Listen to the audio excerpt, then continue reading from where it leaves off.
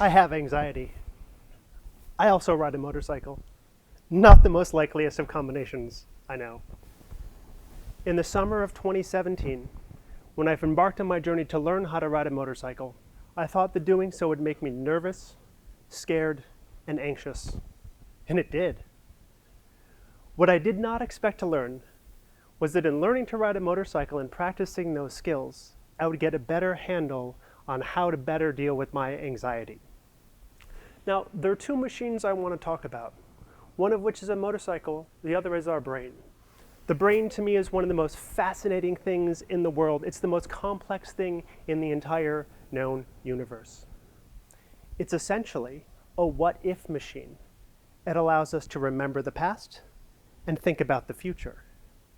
This can lead to insight, joy, wonder, and innovation. But sometimes it gets out of control. There's a couple phrases in the motorcycling community, and one of them is this: all the gear, all the time. To put it simply, it means wear all your gear all the time. It's important to stay protected because as a motorcycle rider, we never know what's going to happen. There's very little separating us from the pavement. And wearing your gear is going to mean that should something unfortunate occur, you're at least going to save some skin, if not possibly save your life. What this means in terms of anxiety is we can plan ahead. Before I leave for a ride, I have to think, what do I need? What do I need to wear to keep myself safe? How do I need to think to keep myself safe? By planning ahead, I can get rid of some of the anxieties that I have, some of the what-ifs. I don't have to worry, if I don't wear a helmet, what would happen if I get in a crash? Because I wear a helmet. In terms of dealing with our anxieties, sometimes where what-if machines conjure up a bunch of scenarios, and some of them are likely. If we have a plan going forward, we worry less about what might happen and we can spend more time grounded in the present moment. Sometimes our anxieties spiral out of control. Our what-if machine works overtime. It conjures up image after image and it dominates our mental landscape. You've all probably had this experience. You're driving down the road and all of a sudden a muffler appears in the middle of your lane. You stare at it. You fixate on it. You cannot take your eyes away from it. You're setting yourself up on a collision course for the muffler. Luckily, you're driving a car or a truck or SUV. Chances are you'll drive right over the top. But as you're clenching that steering wheel and looking in your rear view mirror, your what-if machine is still thinking, what if I hit it? What would have happened then? Well, on a motorcycle, this muffler is all the more hazardous to us. We don't have the luxury of two wheels on either side. One of the things about riding a motorcycle is you go where you look. In a car, we maneuver it by using the steering wheel and steering the wheels. On a motorcycle, we have to lean. Because you go where you look, if you're staring at that muffler, you're going to set yourself up on a collision course. This is something called target fixation, and it's something we experience as drivers, motorcycle riders, and even pilots. But on a motorcycle, staring at that muffler will mean we're going to collide with it. What if instead of prioritizing the problem, we prioritize the solution? We need to think about where it is that I need to go. Where do I want to go? Where is safe? Hitting that muffler is not a good option. Going around it is. We can use this to deal with our anxieties as well. Sometimes our what-if machine conjures up images and it's terrifying and it's anxiety provoking. And we cannot look away from them.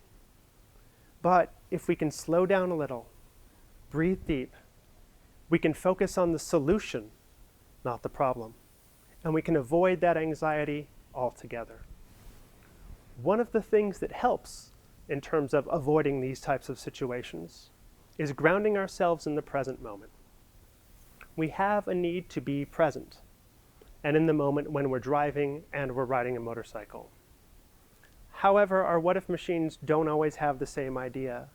We often get behind the wheel of a car and we think about a myriad of things. We're distracted from things outside of the vehicle and sometimes within the vehicle as well. But when we drive a car or truck or SUV, We have seat belts, airbags, and a steel roll cage to protect us in the event something unfortunate should occur. On a motorcycle, however, we don't have the luxury of seat belts, airbags, and steel roll cages. We're vulnerable. We're a small object on the road, much smaller than the cars. Pound for pound, we can't contend with that.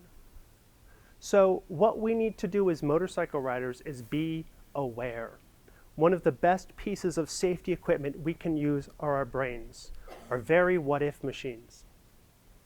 When we think about what's going on and we identify obstacles in the road, we can figure out how best to avoid them. When I'm riding my motorcycle, I have to be aware of what's around me.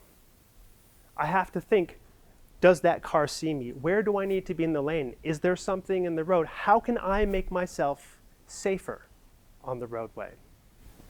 When I first started learning to ride a motorcycle, I figured I'd be nervous and anxious, and I was. What I didn't expect was that doing something that caused me anxiety could teach me so much about how to better deal with the anxieties that I feel. When we're able to think ahead and make plans, we can reduce our anxiety in the present moment. When our mind works overtime and we're super anxious about something, if we prioritize the solution and not the problem, we can disengage from that anxiety and move in a direction of our own choosing. Learning to ride a motorcycle isn't easy, and neither's dealing with anxiety. But I've found that by confronting it head-on and by learning these lessons, I'm not only able to enjoy my ride more, but I also feel less anxiety. When we focus on the journey, we can focus on the here and now while still keeping our destination in mind. Thank you.